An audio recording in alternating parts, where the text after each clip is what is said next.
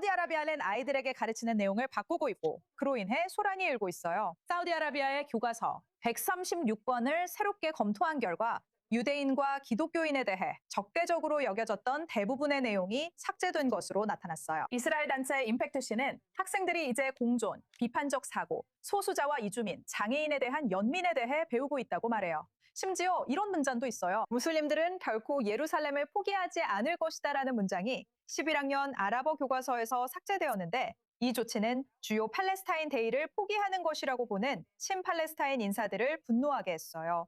하지만 상황이 완전히 명확한 것은 아니에요. 검토 결과 이스라엘을 정령 세력으로 묘사하는 표현은 여전히 남아있다고 해요. 그래서 사우디 교실 안에서는 실제로 얼마나 많은 변화가 있었을까요? 그리고 이러한 개혁이 사우디와 이스라엘의 미래 관계에 어떤 의미를 가질 수 있을까요? 자, 지금 저희와 함께하는 분은 중동학자 달리아 지하다입니다. 달리아 씨, 사우디아라비아가 무슬림들은 결코 예루살렘을 포기하지 않을 것이다와 같은 문구를 교과서에서 삭제하는 것이 얼마나 중요한 일인가요? 자세히 설명해 주세요. 감사합니다, 나타샤. 함께하게 되어 기쁩니다. 정말 흥미로운 일이고 저는 지금 이 시점에서 이런 조치를 취한 것이 매우 용감하다고 생각합니다. 더 미루지 않고 말이죠. 사우디 정부는 적어도 2017년부터 사회와 교육 시스템에서 개혁을 추진하는 것을 의제로 삼아왔습니다. 특히 교육 자료에서요, 우리는 2022년부터 2024년까지 그 변화를 보았습니다. 그들은 교과서의 텍스트 측면에서 큰 개선을 이루었습니다. 예를 들어 폭력적인 지하들을 찬양하는 내용이 있었는데 또는 무슬림이 아닌 다른 종교 집단, 예를 들어 기독교인이나 유대인 등을 악마화하는 내용도 있었습니다.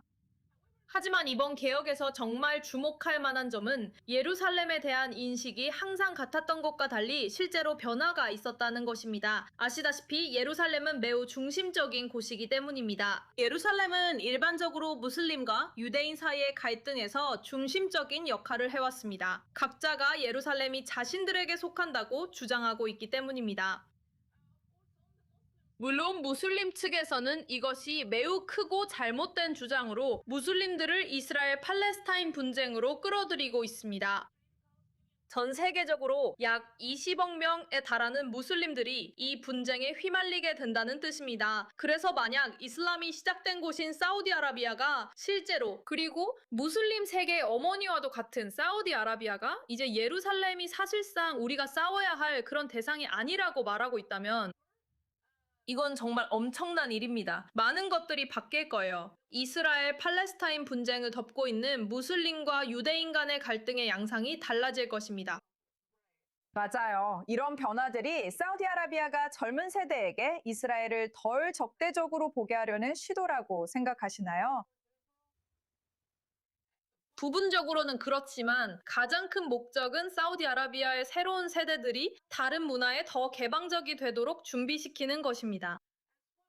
이것은 무함마드 빈 살만 왕세자의 2050 비전의 일환으로 아랍에미리트의 사례처럼 서방 국가들의 외국인 투자를 유치하기 위해 자국을 개방하려는 구상입니다. 그래서 이를 위해 이런 일이 일어나기 위해서는 국민들, 즉 새로운 세대들이 다양한 배경을 가진 사람들을 받아들일 준비가 되어 있어야 합니다. 하지만 또 한편으로는 우리는 항상 이 지역 전체가 이스라엘과 좋은 관계를 맺는 방향으로 나아가고 있다는 점을 기억해야 합니다. 저는 이것이 불가피하다고 생각합니다. 그것이 2년 후에 일어나든 20년 후에 일어나든 말이죠. 이것은 불가피합니다. 그리고 사우디아라비아와 다른 아랍 국가들도 이것을 매우 잘 이해하고 있습니다. 그리고 저는 그들이 이 순간을 준비하기 위해 할 수 있는 모든 것을 할 것이라고 확신합니다. 그들이 한 걸음 내딛고 우리는 이스라엘과의 관계를 정상화하고 이스라엘을 중동의 토착적 구성원으로 인정하겠다고 말할 수 있는 그 순간을 위해서요. 동시에 사우디아라비아는 여전히 팔레스타인 문제와 물론 두 국가 해법을 인정하고 있습니다.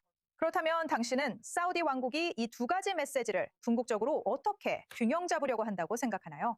제 생각에 여기서의 균형은 사실 정말 흥미로운 질문이에요. 왜냐하면 사람들은 사우디아라비아의 지도부가 균형을 맞추거나 동네 청중을 만족시키려고 한다고 생각하거든요. 하지만 그렇지 않아요. 그들은 더 넓은 아랍 청중을 만족시키려고 하고 있어요. 사우디아라비아는 지금 아랍 세계의 사실상 지도자예요. 적어도 시리아와 이집트를 약화시킨 아랍의 봄 혁명 이후로는요. 그 당시 시리아와 이집트는 아랍 세계의 주요 기둥이었어요.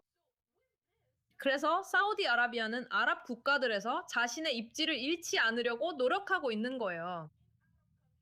아랍의 존경받는 지도자들로서 만약 사우디아라비아가 이른바 팔레스타인 문제를 포기한다면 이 문제는 항상 아랍의 인식과 세계관의 중심이었기 때문에 큰 영향을 미칠 거예요. 그래서 저는 이것이 사우디아라비아가 해결하려고 하는 문제라고 생각해요. 하지만 사우디아라비아의 국내 여론, 즉 자국민들은요. 사실 사우디아라비아 국민들에 대해서는 가장 덜 걱정해도 돼요. 왜냐하면 결국 사우디아라비아는 군주제 국가이고 부족 문화와 가족 중심의 문화를 가지고 있기 때문이에요. 보통 국민들은 외교 정책 문제나 그런 부분에 있어서 지도층을 강하게 반대하지 않고 따르는 경향이 있어요. 그래서 앞으로 이것이 사우디와 이스라엘 사이에 긍정적인 관계로 이어지고 앞으로 이 지역에 더 많은 평화가 오기를 바랍니다. 알겠습니다. 탈리 씨 오늘 함께 해주셔서 정말 감사드립니다. 정말 흥미로운 이야기였어요. 앞으로 어떻게 전개될지 그리고 이것이 미래 세대에게 어떤 의미가 있을지 지켜봐야 할 것 같아요.